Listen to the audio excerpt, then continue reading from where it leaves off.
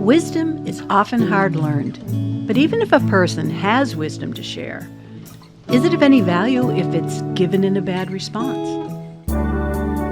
Welcome to Season 2, Episode 21, as we discuss giving the right answer in the right way. So, Kathy, have you ever done this? You have the best intentions, you have some nugget of wisdom that needs to be shared. It might be correction or it might be sharing your faith. It could be anything, but it might be something you learned the hard way. You're trying to help someone else out. And so off you go trying to share this nugget of wisdom, and somehow it comes out all wrong. And maybe even doing more harm than good. First 10 years of our marriage. Oh, no, not at all. But even so, you tried to share whatever that was with whoever, and the right information just came out the wrong way. Oh, yeah. Okay. You don't care to share any personal stories, but yeah, it's happened. I think everybody's done that. Right. You know? But I don't know many people who haven't been caught in that, but maybe if it's a difficult topic or even a difficult person, but your good stuff just comes out wrong. Right. So the discussion today should be good for everybody. Everybody does this, so you need this. Colossians 4:6 says this: "Let your speech always be gracious, seasoned with salt, so that you may know how you ought to answer each person." Yeah, and I think what's something important that's implied in there is a right answer can be a bad response or a bad way of saying it if you're reckless with your words. And each person. Each person. Which means you could say the exact same thing to one person. In one way and then... Right, and be totally wrong for somebody else. Exactly. There's a communications consultant by the name of Dr. Frank Luntz, and he said something worth serious reflection. He claims communication is about what they hear, not what you say. And that's so true. What do you think about that? It really is positive, because we don't consider, did I say all the information? You say, what did I say? And for him to turn around and say, no, it's not what you say, it's what they hear. That's where communication really happens. And that's why when I said that first 10 years of marriage, I just meant that, I would say something meaning totally, I thought what I said was worthwhile, but I said it and I've learned over time how to, this is you digging yourself out of a verbal hole. Yeah. How not to say. We started off the program and saying it the wrong way. Okay. No, I understand. It's very good. But like you say, from this you can communicate wrong to an individual, or you can you can communicate wrong to an entire group of people. I mean, they say, you didn't read the room right. Exactly. Yeah. So you've got that going on as well. So. Continuing in our discussion of our Samaria as it fits in Acts 1:8, and Samaria has to do with bridging a difficult gap. It might be prejudice, cultural differences, or simply difficult circumstances, or people. Right. Difficult people. You may have wise information to share, but that's half the battle. Sharing the right way is definitely the other half of the battle. Yeah, and it is something, I think we're along in our Christian life for a while. It's like we learn some stuff from Scripture. We say, we've tried it, it's worked in our life. We know it's good wisdom. Right. And here we sit on something we know is right, and then the frustration of conveying it, because you can win, as hard as that is, the first half of the battle, that you actually have some wisdom to share. Yeah. And yet you blow it in the second half when you go to convey it to someone else. And then you're kicking yourself. Well, and you say, what did I do wrong? Yeah. And in that respect, that Dr. Luntz is definitely right, that it's what they hear that really matters. Mm-hmm. So tying this in with Samaria is about reaching across and bridging these really difficult gaps. And so that's what we're talking about, is trying to bridge that gap. A difficult and maybe not so difficult, we can still mess up. Mm-hmm. So how do we make sure that we have this right answer we're trying to give and we actually share it in the right way? All right. In our highlighted podcast links, we've highlighted an episode that really illustrated some great information understood by good communicators, including those in Scripture. How about sharing a little bit about that? Okay, and it's going to be fun because I provided some information secondhand to you, and I'm going to have you convey it. It should be kind of hilarious as we go on. Not because you don't understand. It's just that it's that like that game that we used to play. Kind of what was that called? Where you kind of like charades. The whisper thing that you whisper. Well, and that's the telephone game, but we did a charade version of it. It was quite funny. But anyway, the podcast that was really caught my ear. It wasn't a Christian podcast, just a good one. The podcast itself is called Stories and Strategies. It deals with professional communication. So these guys are on the top of their game. And they were interviewing a particular guest in this that we'll mention. The episode, it'll be on our website and everything, but the episode, as far as if you want to look it up yourself on Spotify, and I think probably in some other things, was called The Psychology of Giving and Receiving Feedback. So and it's kind of the neuroscience of how you give and receive feedback. Pretty interesting. The guest was Dr. Steve Jurgens, a psychologist from the University of Toronto. What information does he share on giving the right response? Okay. And as I said, we sat here for 10 minutes and you were saying, what are you trying to say? This is way too scientific. So I'll go this far and then I'll see how you kick in on this. It started with the amygdala, which is an almond-shaped cells in the base of your brain. And this all deals with how we respond to what is happening around us, especially in a crisis situation, as in a threat or whatever. Right. So it fits in well with what Dr. Luntz had said, because he said it's how things are received, and the amygdala has a lot to do with how things are received. So from the layman's babble about the amygdala.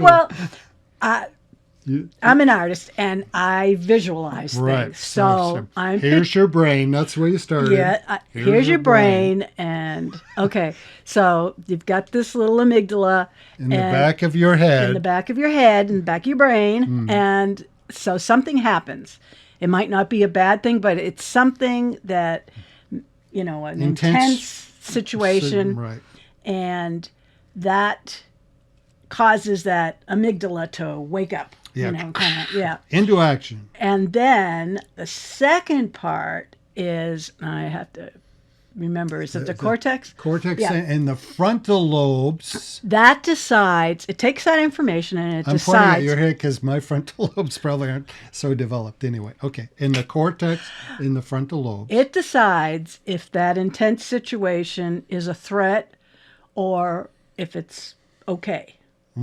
Right? Yeah. I was just doing. So, and then I don't know if there's another part of the brain, but there's lots of parts of the brain. Yeah. But for some of us, not so many.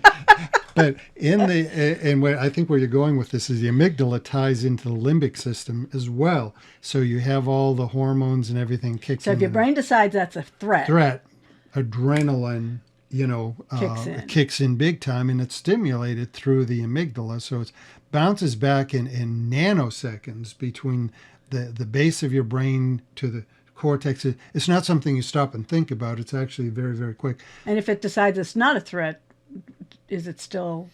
Well, then the cortex will take over. And reasoning. Reasoning. And that's where we're going with this, is the amygdala is straight primal drive. Drive. It'll be emotions like fear, anger, whatever the idea is you're walking in the woods, a bear jumps in front of you, you're given a start and what's called the fight or flight response. Right. There you stand and you're looking at this bear and you're going, and something kicks in really quickly and says, can I take him? Really quickly. Yeah, really quickly. Or your lunch. And your brain's going, can I take him or should I get out of here? Probably saying I should get out of here. So you take off. It might be in another case if something's attacking you that's you could conquer, then maybe you would fight instead of flight.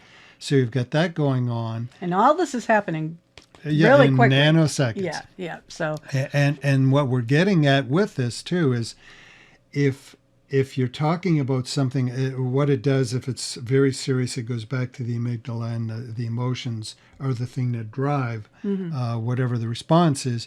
If it's something that's not so threatening or even positive, then the cortex, the reasoning center, takes over.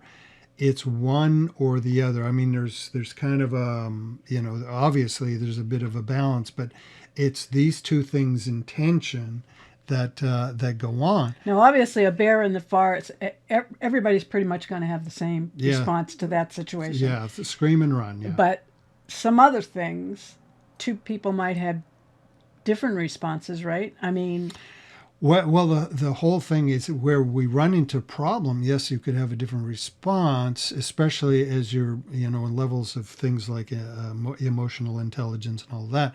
But where we run into trouble is that this was a great thing to have in your brain when we were living in nature.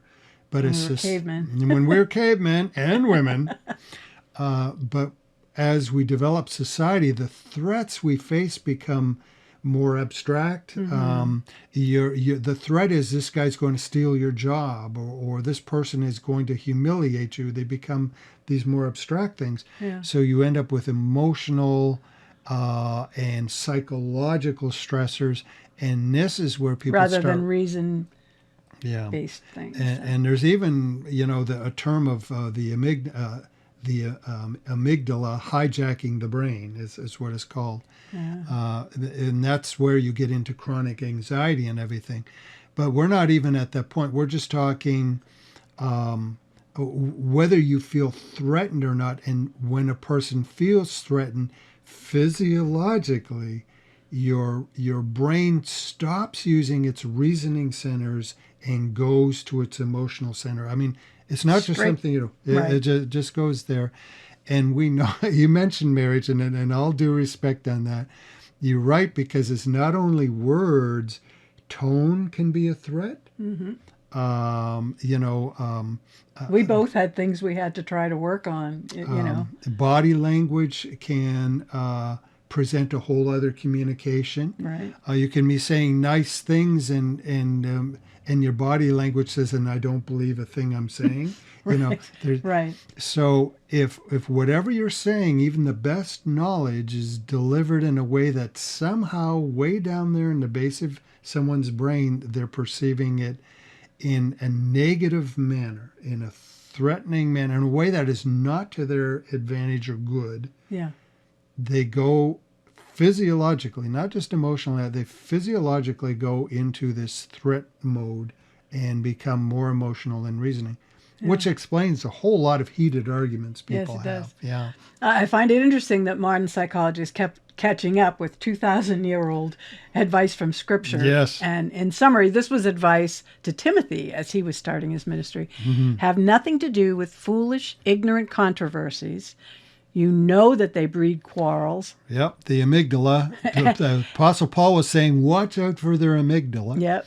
And the Lord's servant must not be quarrelsome, but kind to everyone, able to teach, patiently enduring evil, correcting his opponents with gentleness, that they may come to their senses.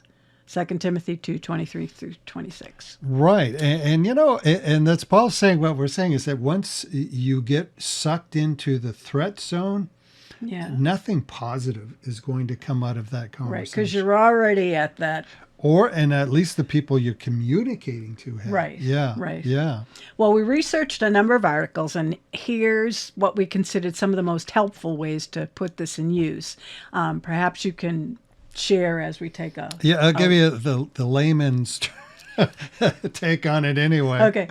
The first one is avoid harsh feedback. It's counterproductive. Well, and obviously that's kind of self-explaining, is that if you're going to use just very condemning terms, even if you didn't mean it, if it comes across as condemning, you're not getting anywhere. Right. Right away there. They're already, the walls are up. Right. All feedback isn't negative. Bring in the positive and steer development in the right direction. Right. And in there, I think it's just being objective is in very few cases, is there no redeeming factor to be had. Mm-hmm. So, be objective in what you're saying. Feedback isn't always positive either. Mention areas of needed improvement in appropriate ways. And that's where that threat factor, because if you're pointing out somebody's weaknesses from a threatening standpoint, they're not going to listen. Right. But if it's from a positive atmosphere, you're not doing them any service if you're a yes man.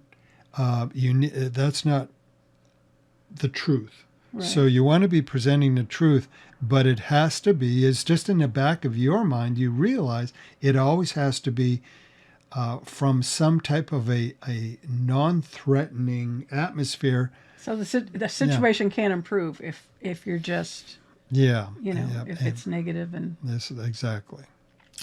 Be careful about wrapping negative feedback in praise. Yeah, and okay. What's a poopy sandwich? All right. So what's a poopy sandwich? It's something no one wants to eat. That's what it is. But I think this goes back to something that the smart people in corporate America discovered a long time ago. But we know the idea. You start off saying something positive, hit them with the hard stuff, and then end up with something positive. So it's positive, negative, positive. So you're always ending on that good. But it's not always, if it's not in an appropriate situation, it's nothing but a formula that's insincere, if you will. Of course, it has its place. For instance, if you don't start off from a safe perspective, which is usually positive, you're going to shoot up the walls immediately. People are tripped by their amygdala sending out the threat factor, then you're done. So you do try and start out as positive as you can, but sometimes in the sincerity of it, the conversation's concise as, hey, we're meeting, let's not beat around the bush, we have to talk about this hard situation. Right. So the old corporate poopy sandwich works a lot of the time. Just know it doesn't work all the time. It can come across as very false of its formula. Keep criticism constructive. Yeah, and that'll come down to language and everything else. For instance, I'm trying to think of a simple example. Is if somebody it mumbles all the time, say, and you're trying to get them to communicate well, you could come across in a negative way of just saying, you just mumble all the time. I can never understand you. That's a very negative approach, right? And the other hand, say, maybe if you sat up, have you ever tried taking a deep breath before you project? Or you say, what if you, in your mind, you imagine the person's on the other side of the room? It is some way of offering a positive spin on something that could be put across as just, a condemnation. I tend to beat around the bush because I don't want to get to that negative. So I just, and it never works. Yeah, well, it doesn't. And you're going to I think on your next thing that actually comes up. Okay. Be honest and clear. Clear. Yeah, and be clear is that most people end up just frustrated. And the other way this is put is be direct and sincere. So there is a time with most people that they would just tell me what you're trying to say. Yeah. And so you get right to it, but you put it in a way that's non-threatening. Yeah. And it can make all the difference. I haven't learned that well. Yeah, no, it's very hard. It takes courage, it takes courage to do this stuff. Yeah. Encourage self-reflection. And give us an example on that. Okay, so I don't know. You're seeing maybe you're a mom and you're with another mom, and she has a really bad reaction to her child or whatever. I'm just really pulling out of the hat on this, but rather than say, "Boy, that was bad mothering," or something like that, as you say, I wonder if she would have responded better if you had done this or that. Something that say, was that the best way?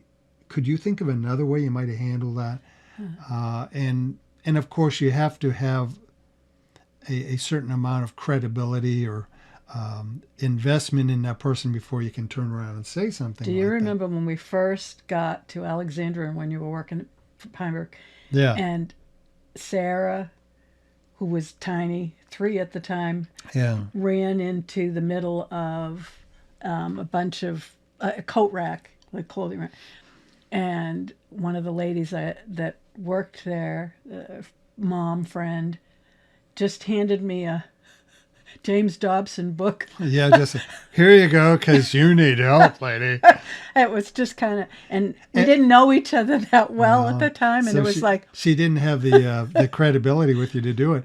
But also, what a great example of this lady meant well. She had, if it's a James Dobson book, chances there was some really good stuff in there. Strong-willed child. Yeah, right. With all the best intention in the world, but how to deliver this wisdom. Yeah. So probably lost the second half of the battle there. Okay. Stop and listen. Oh, man. Yeah. I mean, that's so evident. I can't even think of, especially for me, especially if you're dealing with someone who's a difficult person for you. Yeah. And that you're always misunderstanding each other. Is especially, I think, in those situations, is you've already assumed what's being said or done. Is even though you think to stop it long enough to say, I'm confused by this. What did you mean? Or did I get this right? Listening, of course. Who wants to hear anything from you if they don't feel heard themselves? Yeah. So stopping and listening really breaks down the prejudice and the negativity, the threat factor. Mm-hmm. Yeah, big time.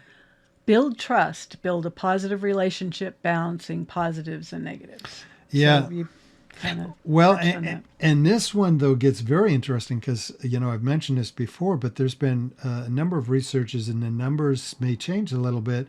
They've done it with children. They've done it with adults. Finding out how many negative comments you can make, like say taking an hour, how many positive comments does it take to balance the negative? And the ratio is surprising. It's something like it takes 8 positive comments to overcome 1 negative. Because we all know how we are. If we sat here and we talked and I gave you 9 compliments and the 10th thing I said was something that was less than complimentary, chances are most of us would go away with that thing. And what would we dwell on? Not the 9 compliments. We dwell on the 1 negative thing that was said. It makes me think of something from our last podcast, that thing the teacher did with the kids. And everybody that... with the students and the eyes eye color. For prejudice. That was just so amazing that you could see it in the picture. All the kids that had the wrong color eyes. I'd love to know what the statement was just before they snapped the picture. But you're right. There was, in this line, somewhere midline, there was one child somewhat ambivalent, and everybody else after that was... And she didn't, it didn't say, but that she said any particular thing to them, that it was just the group heard this, and, that to me just... Well, that's what prejudice can do, and you can see how it would tie in with the threat factor that we're talking here. Right. Yeah. Talk face to face, don't prejudge. Yeah, that's a big one, and very hard. I think gossip and different things come in like that. It's very hard to say, I've got a problem with so and so, to go, hey, before I let my mind run away with me, to go and talk to them. Take some discipline, but obvious point. Be specific, but avoid making it personal. Yeah, and this one is incredible. This is where wordsmithing comes in a little bit of thinking. Like, for instance, if you have something on your team and one individual on the team continually is breaking their pencils. We'll just make it real easy. Your temptation would be come in and say, Johnny, that's enough breaking pencils. You're always breaking pencils. That's personal. If you come in and say, we've got to be more careful with the pencils. I want everyone to use less pressure on their on their tip. So in one case, we just can't go on breaking pencils. Yeah. It's no longer, it's an action, it's a standard, but it's not personal. Right. Yeah, deliberately not personal. Yeah. And lastly, be consistent. And this is a big one. Like, if you're right on something, you're right. It's so before you ever open your mouth or get too far advanced, all the other stuff comes into play. Are you sure you're right about whatever's got to be shared or whatever? And if it's right, then it's right. It's not like you change your mind next week and say, I'll forget about that. Or somebody says, you told me such and such. And you go, no, I didn't. You have to be consistent. Yes, I did say that. Do I need to say it, to present it in a better way? Whatever. But the fact remains, it's true. And you don't, if you're right, and you stay there. So. And a lot of that stuff, obviously, we thought, here we are, we're talking about Samaria because we're in the Sunday series is a spark for all of this, which is dealing with the gospel in all the world based on Acts 1:8, which mentions a number of places, including Samaria, which is that difficult group for you to reach. Right. The hard cases. So all of this stuff really, really comes into play. And we learned we talked about prejudice on last Friday, but on the Sunday morning at the church, and that's on air too for people to watch the stream if they'd like, looked at, and I don't think any Western Christian actually realizes how deep the roots of prejudice were, all the way a 2,000-year story. So we don't realize just how deep it went between the Jews and the Samaritans. If we had more understanding, we'd realize that Jesus going and talking to these people at all was mind-bending. It was mind-bending at the time. Yeah. And yet, there is a story of how Jesus not only overcame prejudice, but with an individual, but with a whole town. With a whole town. Yeah. And of course, that story would be the woman at the well we're talking about. I think it'd be interesting to take all that we've covered and see how it was carried out by Jesus in this encounter. I would like, if I redid this story today, I'd say, how did Jesus handle the amygdala? So anyway, this was such a wonderful case study for us to look at how God himself brought, they're not, we look at them as scientific principles. These are just the intended rules of interaction by God himself that he built into us. Yeah. How did the master himself carry out what needed to be done? So this story is such a wonderful case study. We actually made a video and we'll embed that in here and let people see it right now, actually.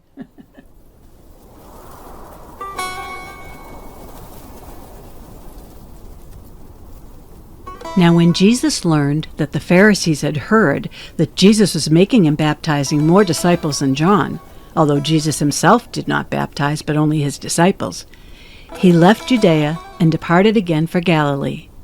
And he had to pass through Samaria. So he came to a town of Samaria called Sychar, near the field that Jacob had given to his son Joseph. Jacob's well was there. So Jesus, wearied as he was from his journey, was sitting beside the well, and it was about the 6th hour. A woman from Samaria came to draw water. Jesus said to her, "Give me a drink," for his disciples had gone away into the city to buy food. The Samaritan woman said to him, "How is it that you, a Jew, ask for a drink from me, a woman of Samaria?" For Jews have no dealings with Samaritans. Jesus answered her, "If you knew the gift of God and who it is that is saying to you, 'Give me a drink,' you would have asked him, and he would have given you living water." The woman said to him, "Sir, you have nothing to draw water with, and the well is deep. Where do you get that living water? Are you greater than our father Jacob? He gave us the well and drank from it himself, as did his sons and his livestock." Jesus said to her, "Everyone who drinks of this water will be thirsty again. But whoever drinks of the water that I will give him will never be thirsty again. The water that I will give him will become in him a spring of water, welling up to eternal life." The woman said to him, "Sir, give me this water so that I will not be thirsty or have to come here to draw water." Jesus said to her, "Go call your husband and come here." The woman answered him, "I have no husband." Jesus said to her, "You're right in saying I have no husband, for you had 5 husbands, and the one you are now with is not your husband. What you have said is true." The woman said to him, "Sir, I perceive that you are a prophet. Our fathers worshipped on this mountain, but you say that in Jerusalem is the place where people ought to worship." Jesus said to her, "Woman, believe me, the hour is coming when neither on this mountain nor in Jerusalem will you worship the Father. You worship what you do not know. We worship what we know, for salvation is from the Jews. But the hour is coming and is now here when the true worshipers will worship the Father in spirit and in truth, for the Father is seeking such people to worship him. God is spirit, and those who worship him must worship in spirit and truth." And the woman said to him, "I know that Messiah is coming, he who is called Christ, and when he comes he will tell us all things." Jesus said to her, "I who speak to you am he." Just then his disciples came back. They marveled that he was talking with a woman, but no one said, "What do you seek?" or "Why are you talking with her?" So the woman left her water jar and went away into town and said to the people, "Come, see a man who told me all that I ever did. Can this be the Christ?" They went out of the town and were coming to him. John 4, 1 through 30.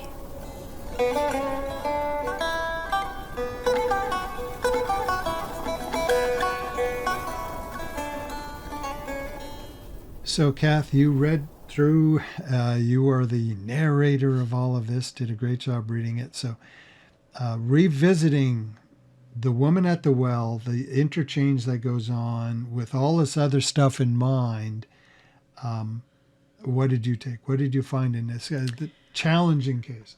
Well, it's three traits that we must have in correcting or communicating with others. Yeah, and as we say, and this is New Testament stuff. Right, So it was just, right. Yeah. Humility, gentleness, or respect, and patience. And Jesus displayed all of these. Yeah, it's a good call on there because, of course, as we look through from Matthew all the way, not so much mentioned in Revelation, but in all the epistles, when you look at how we're called to communicate to another person, it's humility, have the mind of Christ. It's gentleness or respect, lest you too be tempted. Right. And then, of course, patience. That's where that endurance of evil came in. Is like, man, sometimes it takes people a while to get it. Yeah. So we're talking about all of that. Yeah. I'd agree with what you said there, and looking at how they worked out in the story a little bit. For instance, I love the fact in the story Jesus starts in with his own need. Right. Hey, lady, can I have some water? Yeah. That's the middle of the heat of the day. It's a normal thing to. And that's a humble opening. Here's the Son of God who can walk on water, saying, "Hey, can you help me? Give me some water." Right. Something that flies over our head a bit was she did hit a hot button, and it was really hot. It was 1,000 years in the making, but the last 500 years were pretty, and then the last 100 actually. Because the Jews came and burnt down their temple, right. Is where they should worship. She brings it up, and it's obviously, now if that would have been anyone else in that time, it would have ended up in a fist fight, woman or not. But somehow we watch Jesus, he takes this and he turns it around to give her new information on the thing that really mattered. Right. There is coming a time, this mountain won't matter, the temple won't matter, that it'll be in the heart. And it was just a beautiful, no condemnation, just coming back on topic with what the woman needed to hear. Yeah. So it was beautiful. Yeah. It was beautiful.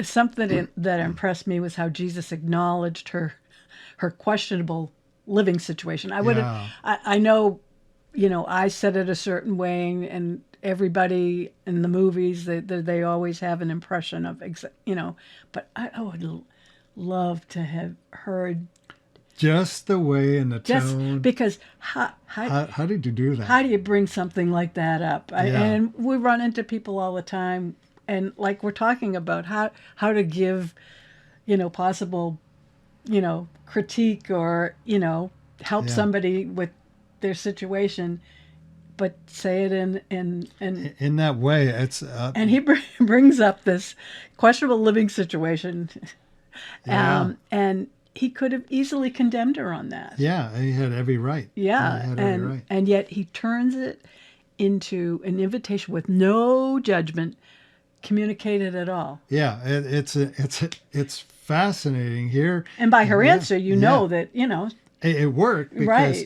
not only did she accept it, he used that very beautiful, non-condemning point to address something. He didn't agree with it, and she knew he didn't agree. Right. To address it, and he turned that very sensitive point into the call to action that she went and brought the entire town. Yeah. So that's what happens when we do that. So this is Jesus. He met this woman and he left her amygdala alone. He did not pick on that thing at all. And of course, like we said, the reward was in this masterful interchange that he whole did. Town. The salvation of an entire town that the Jews would just have simply see burn. Right. Just a beautiful example of how this is supposed to work when we're positive in our feedback. Well worth the discipline of a few key principles. Yeah, just a few keys, and even if people took nothing else, is that realize this: when you send somebody to the threat center of their brain, they're going to go into physiologically into threat mode, and threat mode revolves around emotion, not reason. Right. But if you can keep in the front side of your brain, then you're going to be dealing with logic, not what you say, what they hear. So, the whole thing's very beautiful. Yeah. And in the idea of a positive interaction, I thought it's a great time to bring up our highlighted tune for the week. An old classic. Okay, and it's a lot older than I thought it was. And I don't know if it's all the words or just the original music, but yes, it's very old. Yeah, it would have been the original, I'm sure, but even so. But so this is "Be Thou My Vision" with some fresh arrangement added to it. Yeah. So until here we are. Yeah, we don't want to say anything negative. We're afraid to end the show. It was good. It was good. Until next week. Be blessed, and may God guide all your responses. All of them. Yep. Bye. See ya. The vision is God himself. The vision that sets everything else in motion is the fact that your relationship with the person of God is the vision, and everything flows from that.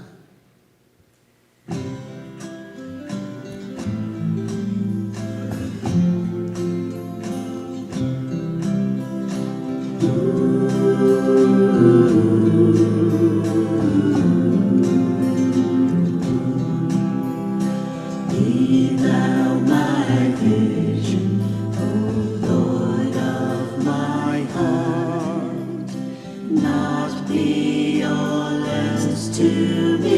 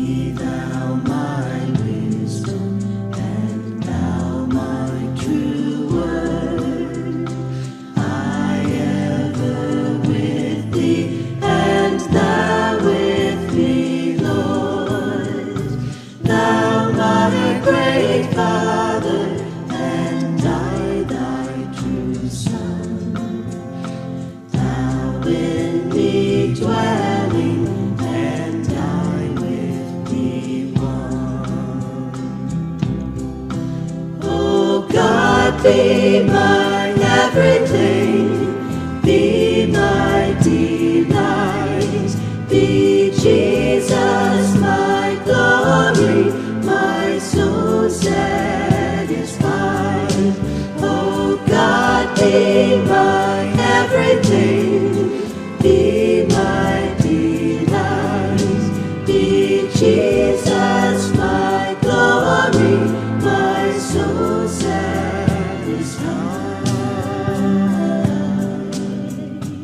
Riches I need not, no man's empty praise. Thou mine inheritance, now and always. Thou and thou only put first in my heart. I'm King of heaven, my treasure thou art. Oh God, be my everything, be my delight, be Jesus my glory, my soul satisfied. Oh God, be my everything, be my delight, be Jesus my glory, my soul satisfied.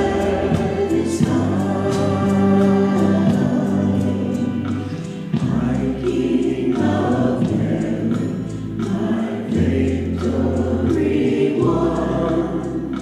May I reach heaven's joys, a bright heaven's sun. I love mine own heart, whatever befall. Still be my vision, no ruler of all. Oh God, be my everything, be my delight, be Jesus my glory, my soul satisfied. Oh God, be my everything, be my delight, be Jesus my glory, my soul satisfied.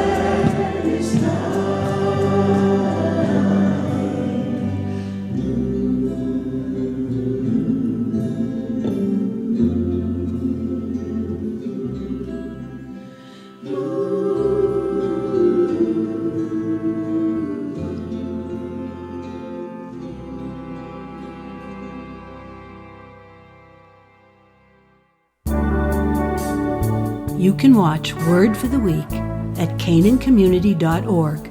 You can also catch our live stream on Canaan Community's Facebook, YouTube, or your favorite podcast app.